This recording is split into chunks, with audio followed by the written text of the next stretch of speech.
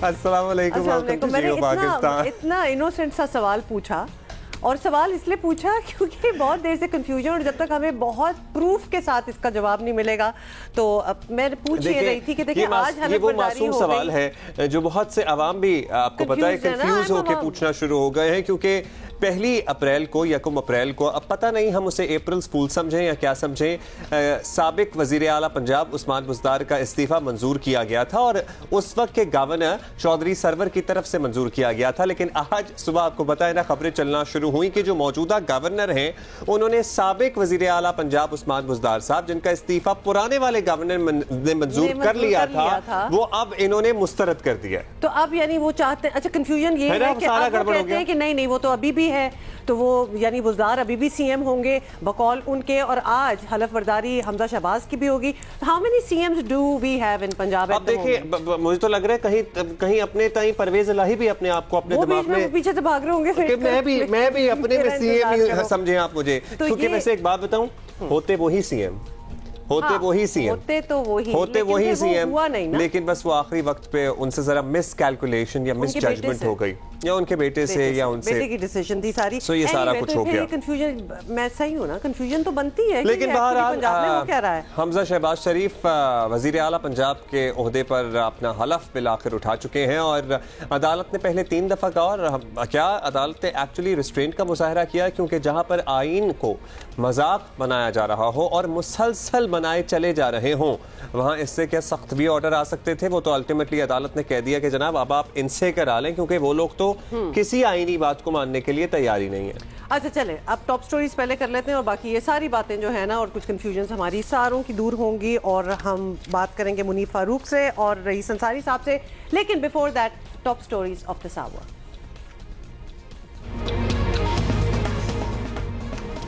हमजा शहबाज ने आखिरकार वजीर आला पंजाब का हलफ उठा लिया, लेकिन सूबे में आईनी और कानूनी बहरान बरकरार। मुस्लिम लीग नून और पीटीआई दोनों हुकूमत की दावेदार। मामला फिर अदालत जाता नजर आ रहा है।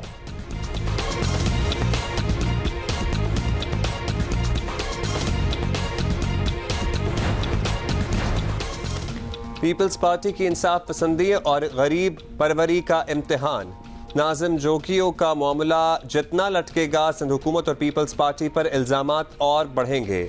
वजारत खारजा का कलमदान संभालने वाले बिलावल भुट्टो, गरीब खानदान को इंसाफ देने का वादा मत भूलें।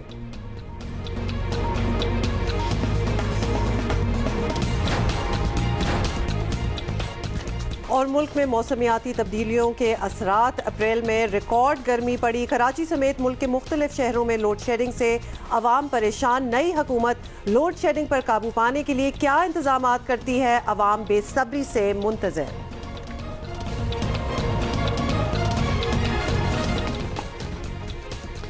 जनाब, लोड शेडिंग ने ज़िंदगी अजीरन कर दी है लिटरली, और एक्चुअली मैं कह रहा हूँ, वैसे अगर आप ये सोच रहे हैं कि इनकी वजह से हो रहा है, उनकी वजह से हो रहा है, ये 2-3 हफ्ते में क्या ही वैसे हो जाता। ये सूरत हाल तो अगर गुज़श्ता हुकूमत भी होती तब भी प्रॉब्लम इसी का सामना करना पड़ता, लेकिन सर्टनली इनकी मैनेजमेंट पे सवाल उठ सकता है। एब्सोल्युटली, लेकिन फिर प्रेशर जो हुकूमत उस वक्त होती है ना, पब्लिक नहीं देख रही कि किसका कसूर था, क्या था, और यही पिछली हुकूमत को बताते बताते बड़े साल गुजर गए। लेकिन अब मौजूदा हुकूमत को ये लोड शेडिंग वाला सीन जो है इसको वैसे हमाद अज़हर साहब जो है ना शुक्राने के नफिल पढ़ रहे होंगे उनके सर नहीं ये कि बात मतलब पड़ी। ये वो मतलब होता तो तब भी यही, लेकिन उनके सर नहीं पड़ रहा, अब किसी और को सुनना पड़ेगी या किसी और को अवामी गैज़ो गज़ब का सामना करना पड़ेगा। कई दिन वफाक आईनी बहरान की जद में रहा, और अब 1 माह से मुल्क का सबसे बड़ा सूबा पंजाब को ऐसे कानूनी और आईनी बहरान का सामना है जो कभी देखा ना सुना। और यहाँ बेक वक्त 2 हुकूमतें हैं और दोनों के पास अपने अपने कानूनी और आईनी जवाब भी हैं, जिसकी बात हम अभी अर्लियर कर भी रहे थे। साबिक वज़ीर आज़म इमरान खान के मुंतखब करदा गवर्नर पंजाब उमर सरफराज चीमा व दस्तूर अपने ओहदे पर मौजूद हैं। हालांकि वज़ीर आज़म शहबाज शरीफ की तरफ से उन्हें बरतरफ करने की समरी जो है वो कई दिनों से सदर मुमलिकत आरिफ अलवी की मेज़ पर पड़ी है, मगर वो चुप करके बैठे हुए हैं। उन्होंने अभी तक उसको ना कुछ एक्सेप्ट किया, ना गवर्नर पंजाब उधर से उमर सरफराज चीमा सिर्फ ओहदा छोड़ने को ही तैयार नहीं है, बल्कि सूबे के इंतजामी मामला चलाने में भी सबसे बड़ी रुकावट है। और let's be honest, these are few men who have made a joke out of this country and constitution, let us say that. आइन और इस मुल्क का और कानून का मजाक बनाया जा रहा है सिर्फ अपने ज़ाती मफाद के लिए। हमजा शहबाज शरीफ ने आज अदालती हुक्म पर वजारत आला का हलफ उठा लिया, लेकिन गवर्नर पंजाब उन्हें वज़ीर आला मानने को तैयार नहीं है और कहते मैं नहीं नोटिफिकेशन जारी करूंगा। मुस्लिम लीग नून के रहनुमाओं ने हमजा शहबाज के हलफ उठाने को अपनी बड़ी कामयाबी करार दिया और वाज़ेह किया कि गवर्नर की जल्दी छुट्टी हो जाएगी। जब वज़ीर आला की एडवाइस पे असेंबलियां टूटनी हैं तो फिर वज़ीर आला तो हमजा शहबाज शरीफ साहब हैं, क्या उन्होंने गवर्नर को एडवाइस दी है? और अगर फर्ज करें को गवर्नर राज का भी इनका प्रोग्राम है तो वो फेडरल गवर्नमेंट लगाती है, क्या ये फेडरल गवर्नमेंट में है? कोर्ट का एक ऑर्डर आया ना माना गया, कोर्ट का दूसरा ऑर्डर आया ना माना गया, कोर्ट का तीसरा ऑर्डर आया जिसमें हल्फ का बाकायदा दर्ज है कि वो कब होगा, कौन एडमिनिस्टर करेगा। अब उसके बाद भी अगर ये जिद करना चाहते हैं तो जिद का और ढिटाई का कोई इलाज नहीं। अच्छा, इसमें वो सादा आदमी उस्मान बुज़दार जो बेचारा जिसको जो फ़ोन कर देता है आज आप वज़ीर आला हैं, आज आप वज़ीर आला नहीं है, आज आप इस्तीफ़ा दे दें, आज आपका इस्तीफ़ा मंजूर हो गया है लेकिन कल आप दोबारा वज़ीर, आज आप कैबिनेट का इजलास बुला लें। मतलब कितना ये सादा आदमी है। फोन करके नहीं पूछे कि आज मेरा क्या स्टेटस है, उनको बस बताया जाता है। क्या ये रोज फोन करके पूछेंगे बनी गाला कि आज सर मैंने क्या करना है? सुने उन्होंने क्या कहा।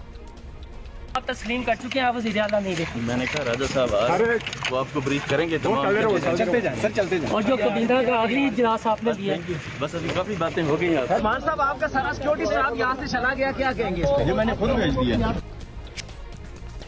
तो ये सिचुएशन है और पीटीआई लीडर से अगर बात की जाए तो वो डेफिनेटली उस्मान बुज़दार को ही अपना चीफ मिनिस्टर जो है वो मानते हैं। इस पे ज़रा हमने ये जो सारी कन्फ्यूजन फैली हुई है ना, इसी पे हमने बात करनी है और समझना है कि कौन किस जगह किसका क्या स्टेटस है। मुनीब फारूक ने हमें ज्वाइन किया है और साथ ही रईस अंसारी साहब ने। मुनीब, सबसे पहले तो आप ही से पूछ लेते हैं कि बताइएगा कि आज जो हलफ बर्दारी हुई है और बड़ी मुश्किलों से लग नहीं रहा था कि हो जाएगा, बिल्कुल ही आखिरी दिनों के रमज़ान में खैर हो गया हमजा शहबाज का, तो अब legally Hamza Shahbaz is the chief minister of Punjab और बुज़दार जो कंफ्यूजन चल रही है पीछे वो खत्म हो चुकी है कंफ्यूजन। बिस्मिल्लाहिर्रहमानिर्रहीम, बहुत शुक्रिया हुमा और अब्दुल्ला। जी हाँ, इस वक्त हमजा शहबाज शरीफ साहब ने अदालती हुक्म के नतीजे में अपने ओहदे का हल्फ उठा लिया है और वही चीफ एग्जीक्यूटिव हैं। पंजाब के तमाम इंतजामी इख्तियारात as executive chief head of Punjab उन्हीं के पास हैं। He is the elected chief minister और उस्मान बुज़दार साहब अब जो उनके पास एक निगरान वज़ीर आज़म का या वज़ीर आला का या ऑफिस में कंटिन्यू करने का अपने इस्तीफे के बाद एक अरेंजमेंट के तहत उनके पास इख्तियार था, वो खत्म हो गया है। एग्जीक्यूटिव इख्तियार तो उनके पास वैसे भी नहीं रहा था जब उन्होंने इस्तीफा दे दिया था। जो आज सुबह तमाशा लगाया गया वो उसका ना कोई कानून में जवाज है ना उसके अंदर कोई आइन में गुंजाइश है, वो महज किसी की ख्वाहिश के ऊपर। अब फिर आपको पता है ना, एडवाइजर्स भी ऐसे ही हैं इमरान खान साहब के। इमरान खान साहब खुद जब चाहेंगे, अब कोई ने कह रहा होगा, फवाद चौधरी साहब कह रहे होंगे ऐसे कर दें, बाबर रहमान साहब कह रहे होंगे ऐसे कर दें। अब जाहिर बात है जब इस तरह की एडवाइस मिलेगी तो फिर आप इसी तरह के काम करेंगे। बाकी फिर अगर आप ढीठ हो जाएं और फिर आप लेट जाएं बाकायदा तौर पे गवर्नर हाउस के आगे कि नहीं मैंने नहीं मानना, मैंने ओहदे का हल्फ नहीं देने देना, तो फिर तो वो तो बच्चों वाली जिद है, आप कर लें। ये बच्चों वाली जिद कर रहे हैं ना, और उनका जो सपोर्ट सिस्टम है, जो इनके फॉलोअर्स हैं, वो बड़ा खुश होते हैं ऐसी जिदों पे और वो समझते हैं कि डट गए हैं। उन्हें ये इदराक नहीं होता कि ये आइन और कानून का मजाक उड़ा रहे हैं। ये एक अलमिया है बाय द वे, जिसका शायद इन लोगों को 10 साल 5 साल बाद इदराक होगा। मुनीब, हम आपसे कानूनी पहलुओं पर तो बात करेंगे, वो जो गवर्नर को हटाने की असम्बली भी वो कितने दिन बाद खुद ही से इफेक्टिव हो जाएगी उस पर हम बात करेंगे। लेकिन रईस अंसारी साहब, ये गवर्नर पंजाब को कौन मते देता रहा? एक अदालती फैसला आया, दूसरा आया, मतलब ये तो बड़े वज़ादार आदमी समझे जाते थे, लेकिन अल्टीमेटली ये वही करते रहे जो सेंटर में हुआ और जिसे कहते हैं ना, कोई रत्ती बराबर भी ग्रेस नहीं दिखाई इन्होंने भी। देखें, ये आपने खुद ही बता दिया कि उन्हें कौन मतें देता है। जो हुकूमत में, वफाकी हुकूमत में जो हुआ वो सेम यहाँ हो रहा है। जो भी वो एक्ट कर रहे हैं वो वफाक से, जो उनकी पार्टी है तहरीक इंसाफ, उनसे पूछे बगैर नहीं कर रहे। और हमें कल रात जो है ये इत्तला थी, हम तैयार थे इस बात के लिए कि हमें पता था ये एक लेटर लिखेंगे, और वही हुआ। इन्होंने सुबह एक लेटर जारी कर दिया और वो स्पीकर को ये जारी किया कि जो इस्तीफ़ा दिया गया था उस्मान बुज़दार का, उसको मुस्तरद किया जाता क्योंकि वो आइन के मुताबिक नहीं था, उनके हाथ से तहरीर करदा नहीं था। लेकिन उसकी अगर बरस देखा जाए तो वो उसका ज़रूर आइन में ये जिक्र है कि उनके हाथ का लिखा और अथॉरिटी को, गवर्नर को एड्रेस किया गया हो। लेकिन जब लाहौर में उस्मान बुज़दार को चौधरी सरवर साहब ने बुला के उनसे कंफर्म किया है कि ये आपका रिज़ाइन है, तो उन्होंने कहा जी मेरा रिज़ाइन है। जब गवर्नर एक बार रिज़ाइन को उसको एक्सेप्ट कर ले तो फिर दूसरा कोई चारा नहीं है, वो एक्सेप्ट हो जाता है। और उसके बाद सबसे अहम बात कि नोटिफिकेशन भी जारी हुआ कि अब उनका इस्तीफ़ा मंजूर कर लिया गया है और ये जब तक नए वज़ीर नहीं आएंगे उस वक्त तक ये डे टू डे मैटर देखेंगे। लेकिन रात को उन्होंने एक लेटर तैयार किया और उसको भेज दिया, और हमारे जो सोर्स थे वो ये कहते थे कि इस तरह बहाल करेंगे काबीना, और वो बुज़दार काबीना जो वहाँ बैठेगी वो एक फ़ैसला करेगी कि असम्बली को तोड़ दिया जाए, और वो एडवाइस करें गवर्नर को और गवर्नर ही एक्ट करेगा। लेकिन वो उन्हें गालिबन मशवरा दिया गया मुख्तलिफ कानूनी माहिरीन की जानिब से कि अब हाई कोर्ट 3 बार ऑर्डर कर चुकी है और तीसरी बार जो ऑर्डर किया उस पर इम्प्लीमेंट होने जा रहा है, ये मामला नहीं हो सकेगा। अगर आप ऐसा करेंगे तो इस पर इम्प्लीमेंट इसलिए नहीं हो सकता कि ये बातें ऑलरेडी हाई कोर्ट के उनको पता है। हाई कोर्ट में इन्होंने एक रिट फाइल की थी कि गवर्नर का रिज़ाइन जो है वो आइन के मुताबिक नहीं है, लिहाजा उसका नहीं माना जाएगा। तो एक तरह से हाई कोर्ट ने फैसला दे दिया था। उन्होंने जो दरख्वास्त गुजार था उसका 10 लाख रुपए जुर्माना किया था, लेकिन जब उसने दरख्वास्त वापस ली तो वो हाई कोर्ट ने निपटा दी। इसका मतलब उन्होंने हाई कोर्ट ने भी फैसला कर दिया कि उस्मान बुज़दार जा चुके हैं और उनका इस्तीफ़ा एक्सेप्ट हो गया हुआ है। तो उसके बाद ये जवाज़ ही नहीं बनता था कि उनके इस्तीफ़े को मुस्तरद करके सुबह लेटर भेज दिया जाए। ये सब तमाम जो काम हो रहा है, ये जो तहरीक इंसाफ की अपर बॉडी है, इमरान खान कह लें, फवाद चौधरी कह लें, बाबर अवान जितने भी हैं वो मशवरे देते हैं। जिस तरह सदर को मशवरा उन्होंने पहले भी दिया था, जब ये लेटर लिखा था सदर को गवर्नर पंजाब ने, तो बाबर अवान फवाद चौधरी साहब ने जाके मशवरे दिए थे कि आप इस पे इम्प्लीमेंट मत कराएं। जिस तरह उन्होंने कासिम सूरी को प्रॉब्लम मशवरा दिया था, वही मशवरे शायद यहाँ भी चलते रहे। रईस अंसारी साहब, इस दौरान आपको एक बात बताना चाह रहा हूँ कि जो आपने बुरहान की बात की, बुरहान पंजाब में अभी ख़त्म नहीं हुआ। ये एक बड़ा मामला हल हो गया, लेकिन अभी कल जब वफाकी पंजाब की काबीना बनेगी उसका ओथ कौन लेगा? वो फिर गवर्नर के पास आना पड़ेगा, फिर गवर्नर किसी को नॉमिनेट करेगा तो ओथ लेगा। वो जब तक काबीना नहीं बनेगी तो पंजाब हुकूमत मुकम्मल नहीं होगी। चले, वो तो करेंगे नहीं अपेरेंटली। अब मुझे मुनीब ये बताइए कि वो जो गवर्नर को हटाने के लिए समरी सदर मुमलिकत की मेज़ पर पड़ी हुई है, वो वापस कितने दिन पड़ी रह सकती है? फिर वो काबीना को आएगी, फिर दोबारा एज एन वो ऑटोमेटिकली इफेक्टिव, क्या कोई टाइम फ्रेम है जिसमें वो हो जाएगी, या वो जब तक सदर नहीं अप्रूव करेंगे वो नहीं होगी अप्रूव? नहीं अब्दुल्ला, शुक्र है कि आइन में ऐसा कोई गुंजाइश नहीं है कि सदर के पास कोई लामहदूद इख्तियार हो। बाय द वे, ये जो 15 दिन का स्पैन पहले गैप दिया हुआ है, ये स्टेट बिजनेस को ज़हन में रखते हुए दिया गया कि इतने काम होते हैं कि सदर के पास अगर कोई समरी थोड़ी सी डिले हो जाए तो वो उसके अंदर कोई कानूनी पेचीदगी ना पैदा हो।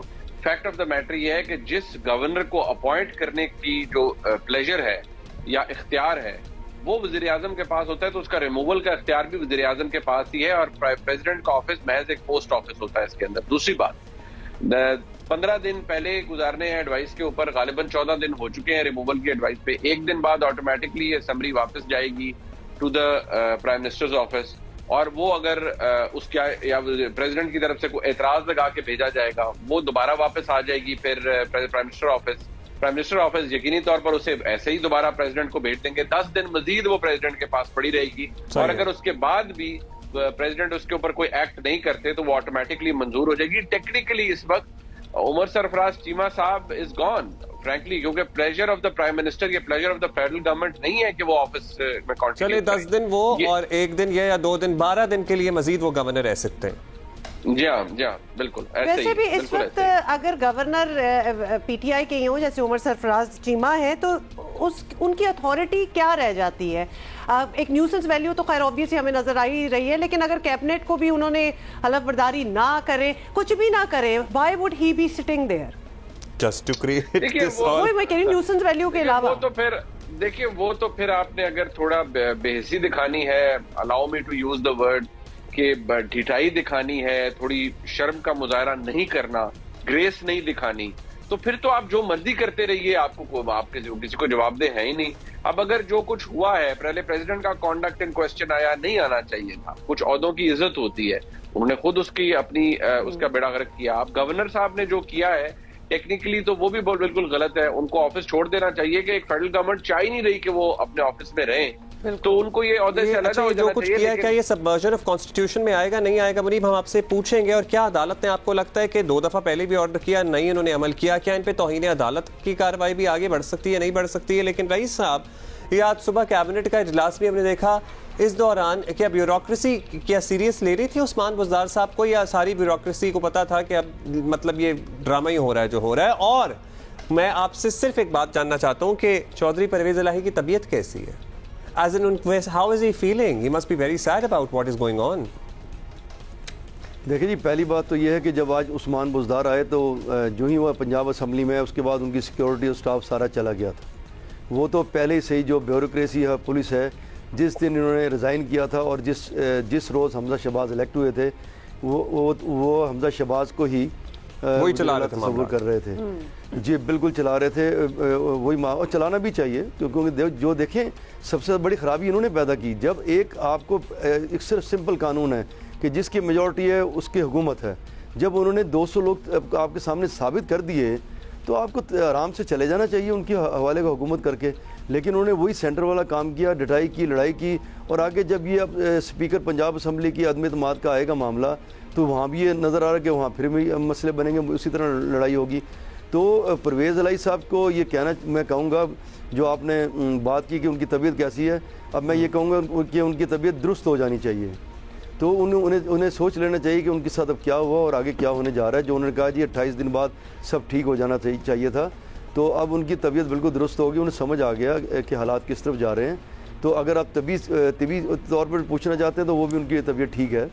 लेकिन जो मामला सारा जो ये बुरहान की बात करते हैं, जब ये कह रहे हैं कि जी गवर्नर गैरानी कर रहा है, गवर्नर ये कर रहा है, गवर्नर वो कर रहा है, भाई पहले दिन आपने पंजाब असम्बली में अदम एतमाद की वोटिंग होने दें, खराबी तो आपने शुरू की असम्बली से। जब आपने एक आयन का जो कदम उठाया जा रहा है उसको आपने माना ही नहीं है, तो फिर आगे तो फिर इससे ही सब चलेगा ना। तो अगर आप पहले उसको उस वक्त मान लेते तो सब भी हो जाता। और आज के साथ यही हुआ ना कि आशिकी में इज्जत सादात पी गई परवेज़ इलाही साहब के साथ, तो यही हुआ।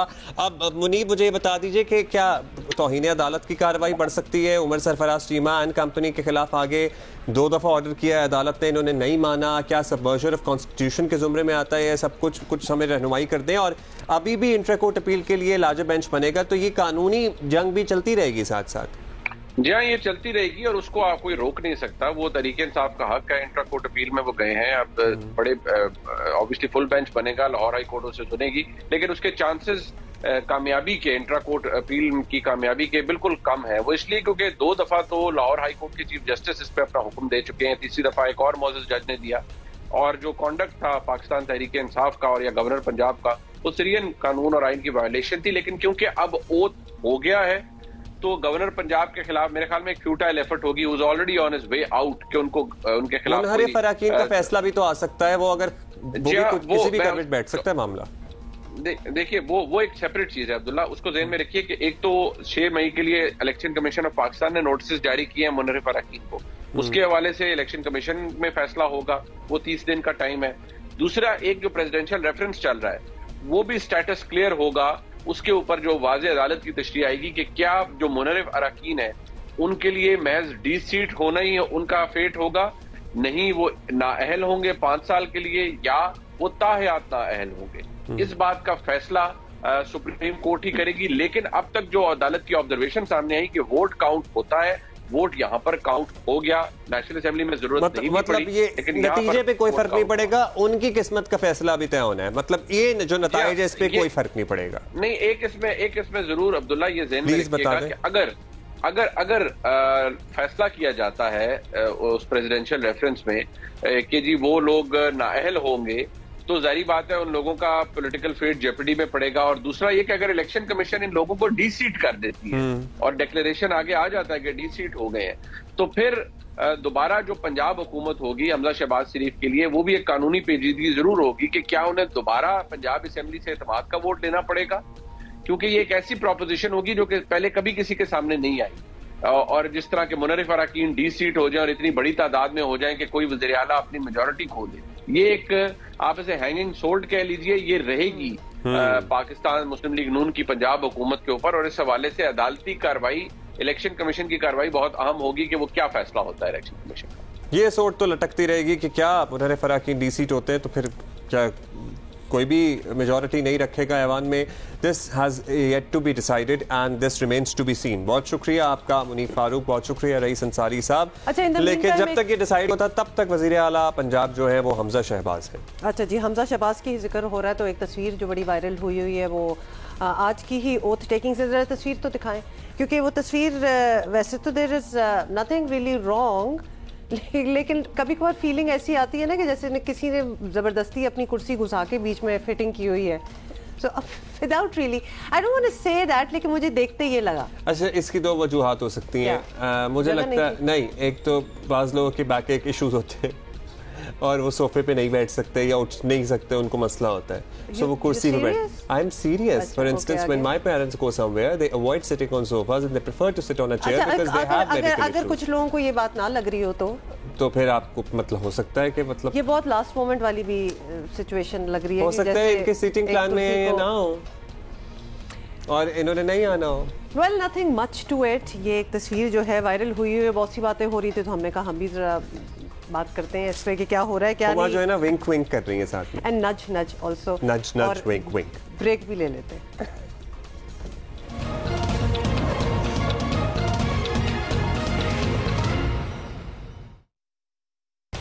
Welcome back. और ज़रा क्रिकेट की बात करेंगे। काउंटी क्रिकेट में हमारे लड़कों की शानदार परफॉर्मेंसेस का सिलसिला जो जारी है, और किस किस की बात करें? काउंटी क्रिकेट की बात कर रहे हैं। मैंने भी यही कहा है, हारिस रऊफ की बात कर लें या फिर हसन अली की बात कर लें, किस किस की बात करें? हारिस रऊफ की अभी बात करते हैं। हारिस रऊफ ने काउंटी चैंपियनशिप में पहली बार 5 विकेटें हासिल कर ली हैं और हारिस रऊफ ने यॉर्कशायर की जानिब से खेलते हुए कैंट के खिलाफ मैच की पहली इनिंग में 65 रन देकर एक्चुअली 5 शिकार किए। Actually, all of our cricketers over there are performing really well. Into his 14th over, 5 for 65 the score. अच्छा जी, अभी एक ब्रेक लेंगे। This is going to be a headline break. वापस आते हैं कुछ ही देर में। अच्छा, बाय द वे कुछ लोग हमें कह रहे थे कि आपकी ब्रेकें जरा ज्यादा हैं। ब्रेक ले लें, फिर भी ले लें।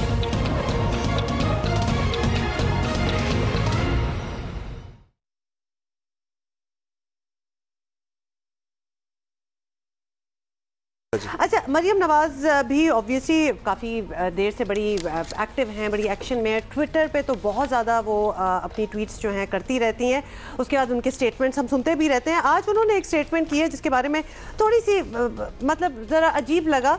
हम आपको बता देते हैं कि जी मरियम नवाज ने कहा है कि इमरान खान पाकिस्तान के सबसे बड़े फितने का नाम है, ये उनका कहना था, और साथ इस फितने को जितनी जल्दी क्रश करके उसकी असल जगह पर पहुंचा दिया जाए, इंतहाई इतना ही पाकिस्तान का, उतना ही पाकिस्तान का फायदा होगा। और इससे पहले ट्वीट में भी क्या कहना था, एक्चुअली डायरेक्टली भी सुन लें। इमरान खान पाकिस्तान के सबसे बड़े फितने का नाम है।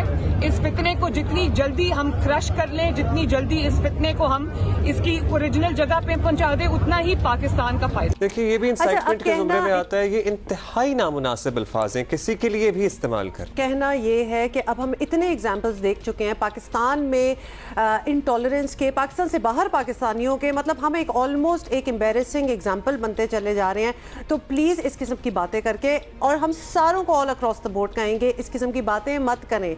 ऑफ कोर्स अगर आप उनको फितना कहेंगी या क्रश करके इसको खत्म कर देना चाहिए, तो ये जो उनके फॉलोअर्स होंगे वो इसको क्या समझेंगे और सोचेंगे फिर वो किस लेवल पे जा सकते हैं। और पता है क्या, everybody needs to tone down a little. और इससे ना आप वो वोटर या वो फॉलोअर लूज कर जाएंगे जो इस वक्त सोच रहा है कि उसने फैसला क्या करना है, क्योंकि इन बातों से तकब्बुर और अब बड़ाई की बू आती है। किसी को फितना करार देकर क्रश करना इंसानों का काम नहीं है।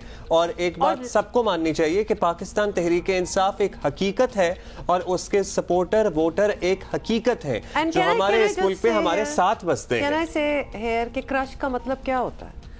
Not going into details, but ये वायलेंस पे ही तो इंस्टिगेट होते हैं ना। फिर ऑब्वियसली जो इनके फॉलोअर्स होंगे, जो सपोर्टर्स होंगे खान साहब के, वो जब इस किस्म की स्टेटमेंट सुनेंगे तो खून तो खोलेगा, फिर आगे और बातें बढ़ेंगी। तो प्लीज़ एवरीबडी, मतलब वो इक़्तिदार में अभी बैठी हुकूमत जो पूरी एक यूनाइटेड हुकूमत है, उनके मेंबर्स हों, PTI के हों, हूएवर देयर आर, अपनी लफ्ज़ों को, अपनी आवाज़ों को जरा टोन डाउन करें।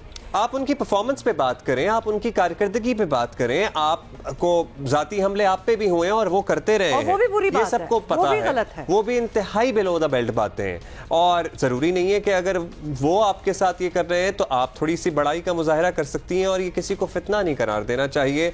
और जो सियासी हकीकतें होती हैं, चाहे मुखालिफिन क्यों ना हो, वो गुंजाइश जरूर रखनी चाहिए कि मामलात इस नहज तक ना पहुंचे, क्योंकि बहुत से लोग हैं जिन्होंने अभी डिसाइड करना है कि वो आपको वोट दें, उनको वोट दें या उनको वोट दें। देखिए अब ये वोटों के लिए भी ना करें, मतलब अपनी एक स्टैंडिंग, आप लोग तो यही कर रहे हैं ना, आपको लग रहा है आपका वोटर सपोर्टर वाह करेगा इन बातों से, लेकिन अब जो खासतौर पे मस्जिद नबवी में हो गया है ना, उसके बाद तो मेरा ख्याल है कि अब हमें कोई जरूरत नहीं है कि हम इस किस्म की, अब बर्दाश्त नहीं रही कौम में कि कोई ऐसी एम्बैरेसिंग सिचुएशन कहीं और हो, तो प्लीज उसके लिए स्टेटमेंट्स को जरा टोन डाउन करें। ब्रेक के बाद मिलते हैं। ओके।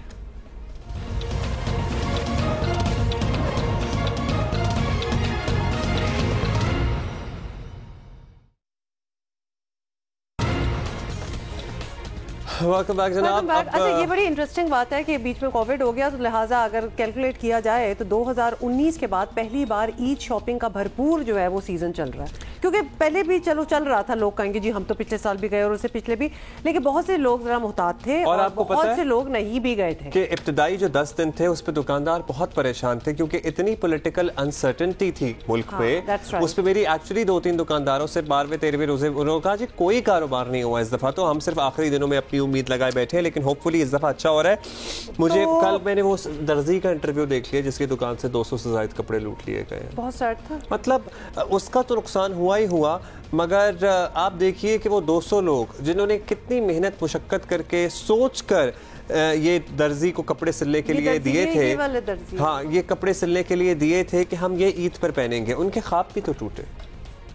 वैसे बाय द वे अगर चाहो तो इस पे पूरी टिकटॉक और बड़ी कोई फनी चीज भी बन सकती है, बट जिसके साथ हुआ हो ना उसके लिए काफ़ी सैड सिचुएशन, और खासतौर पे जिसके कपड़े भी चले गए हो। खैर एनीवे, बताना आपको ये है कि महंगाई की शिकायत के बावजूद लोग जो है वो ख़रीदारी भी कर रहे हैं। दुकानदार जो है 2 सालों की कसर जो है वो निकाल रहे हैं। दुकानदार क्या जो शॉपिंग कर रहे हैं वो निकाल रहे होंगे, तो रमजान मुबारक पैसे मांग के निकाल रहे हैं, तो बेचारे जितनी की चीज़ें होंगी तो पैसे तो देना, और लोगों के पास हैं पैसे, इसीलिए तो शॉपिंग भी हो रही है। तो रमज़ानुल मुबारक के आखिरी अशरे में ईद की शॉपिंग का बड़ा सीजन होता है, जिसे दुकानदार जो हैं वो अपने क्या कह रहे हैं लोग, जरा महंगाई के हवाले से वो इतनी बड़ी कहानी थी मेरे पास बताने, अभी तो इतनी कहानी कर चुकी हैं आप already. I won't say a word. खुदारा हुक्मरानों से यही अपील है कि कुछ गरीबों की तरफ भी ख्याल करें। गरीब आदमी कहाँ जाएगा, एक कमाने वाला और 10 खाने वाले। नहीं, इमरान खान ने भी कुछ नहीं करा, जो बैठे उसने भी कुछ नहीं करा। इस दफा बहुत चीजें महंगी हुई है, वो पुराना हुकूमत इससे अच्छा। पिछले साल हम आया था 500 का चीज मिल रहा है, आज आया 1000 रुपए का चीज मिल रहा है, बहुत महंगाई है बाजार में। पिछले साल पे जो कीमत का चीजें थे ना सर, वही 500 पे 800 पे बहुत ज्यादा बढ़ गया हुआ है। हर चीज के दाम बढ़ गए हैं, डबल प्राइस हो गई हर चीज की। कोई महंगाई नहीं, बंदा काम करता उनके वास्ते कोई महंगाई नहीं है, जो बंदा वेला फिरता उनके वास्ते महंगाई है। पता जो है वो महंगाई है, तो लोग जो है वो बहुत बेचारे परेशान हैं। महंगाई लगने वाली बात नहीं है, महंगाई तो है, लेकिन बात यह है कि उतनी ज्यादा आमदन भी हुई है। कपड़े ले रहा था, लेकिन महंगाई इतनी है कि जिस सूट को हाथ लगाओ वो आसमानों पे रेट है। महंगाई इतनी है कि कोई चीज़ खरीद नहीं सकते।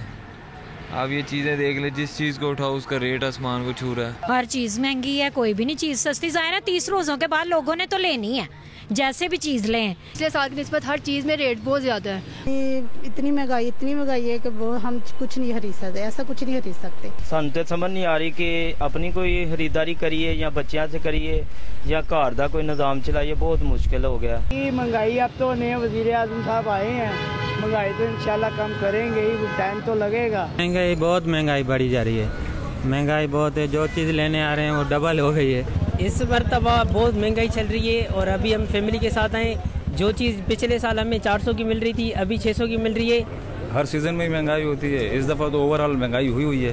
जो यानी कि आप पहले 2 सूट लेते थे, अब 1 पे गुजारा करना पड़ा। महंगाई तो बहुत ज्यादा है और हम बेबस है। महंगाई आसमानों से बातें कर रही है। बिल्कुल महंगाई जो है वो आसमानों से बातें कर रही है। 100% I agree with them. The few times that I have gone out, तो मैं अभी आपको कुछ देर पहले ही बता रही थी, पता नहीं छोटी सी एक चीज मैंने लिया, I never paid so much for it, जो मुझे देना पड़ा। दुपट्टा लिया 1000 रुपए का दुपट्टा, वो क्वालिटी ऐसी कि 200 वाला लग रहा है। उफ, मुझे देख I couldn't believe that I paid so much for it, लेकिन आई डिड। क्या हो सकता था। अच्छा, दुकानदार जो है ना वो भी बड़े खुश नहीं है, क्योंकि ज़्यादातर ये लोग जो हैं देश से कि वो विंडो शॉपिंग के लिए आ रहे हैं, they are not actually shopping, क्योंकि महंगाई इतनी ज़्यादा है।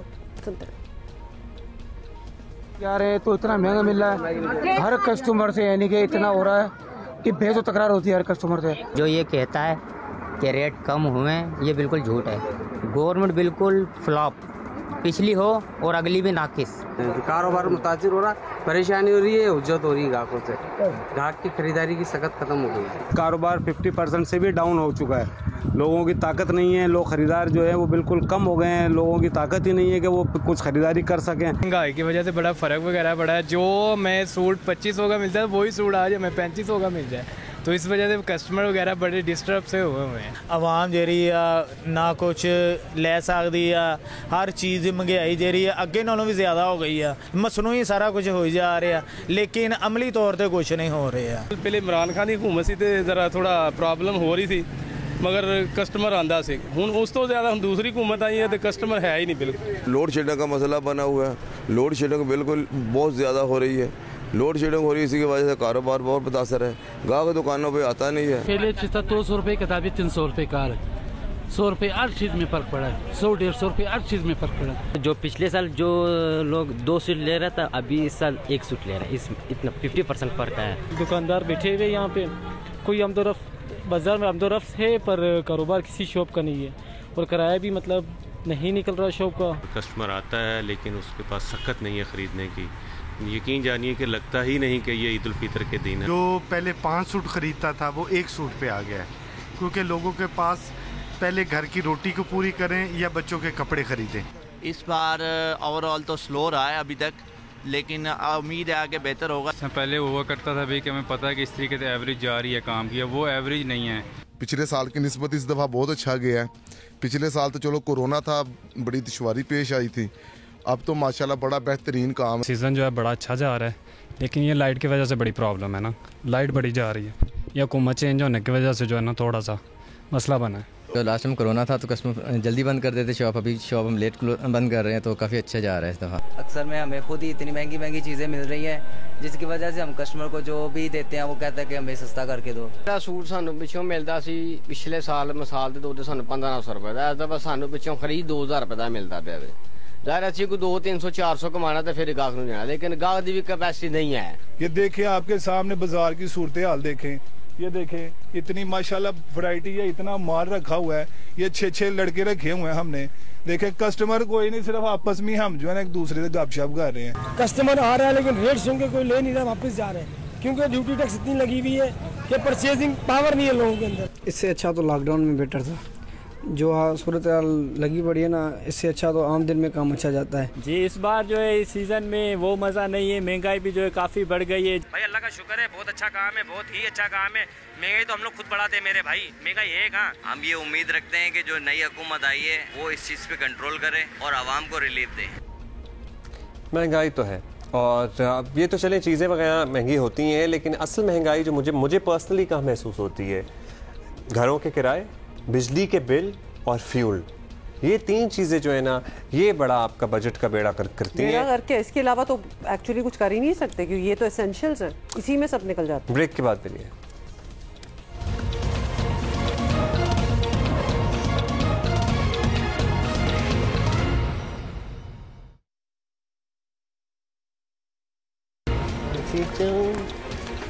वेलकम बैक जी, वेलकम बैक। और आपको पता ही है, ज़कात, सदकात, खैरात और फितराना तो घर में कोई छोटा है, बड़ा है, बुज़ुर्ग है, देना ही है, हर अमीर गरीब पर लाजिम है। सो आप अपनी इस्तिताअत के मुताबिक जो भी मुस्तहिक आपको नज़र आता है उसको फितराना दे सकते हैं, और कुछ एवेन्यूज़ हम पूरा रमज़ानी आपके साथ शेयर कर सकते हैं, कर चुके हैं और करते आए हैं, जो आपकी चैरिटी के मुस्तहिक हैं। अच्छा जी, आज जो हमारे पास चैरिटी जो हम आपको इंट्रोड्यूस करा रहे हैं उसका नाम है चाइल्ड लाइफ फाउंडेशन, और इनकी CEO एहसन रबानी हमारे साथ हैं। एहसन साहब से हम बात करेंगे। बहुत बहुत शुक्रिया, आपने हमें ज्वाइन किया। बहुत सी चैरिटीज़ का हम जिक्र करते रहते हैं अपने शो पे। इस वक्त बच्चों की सेहत के हवाले से चाइल्ड लाइफ फाउंडेशन क्या काम कर रही है, एक तो ये आप हमारे नाज़रीन के लिए एक्सप्लेन कर दें, और क्या क्या सहूलियात हैं जो आपकी फाउंडेशन की जानिब से इन बच्चों को फराहम की जाती हैं। पाकिस्तान में बच्चों के मामले में हमें बहुत फ़िक्र करने की ज़रूरत है।